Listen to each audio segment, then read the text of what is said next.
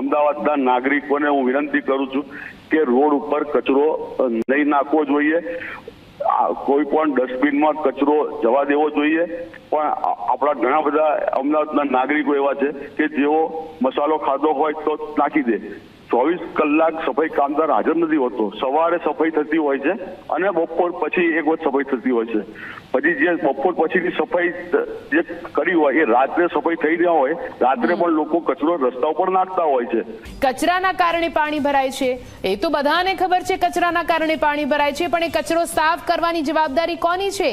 Water committee chairman કહે છે કે પાણી કચરાના કારણે ભરાય છે, દોષનો ટોપલો અમદાવાદની જનતા પર નાખી દેવામાં આવ્યો।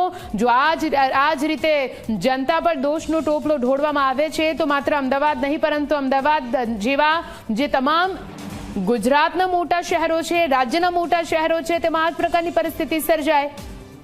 બીજી કોઈ સિટીમાં, બીજી કોઈ મહાનગરપાલિકામાં શું આ પ્રકારની પરિસ્થિતિ સર્જાય છે? અને ત્યાં પણ દોષનો ટોપલો શું જનતાના માથે ઢોળી દેવામાં આવે છે?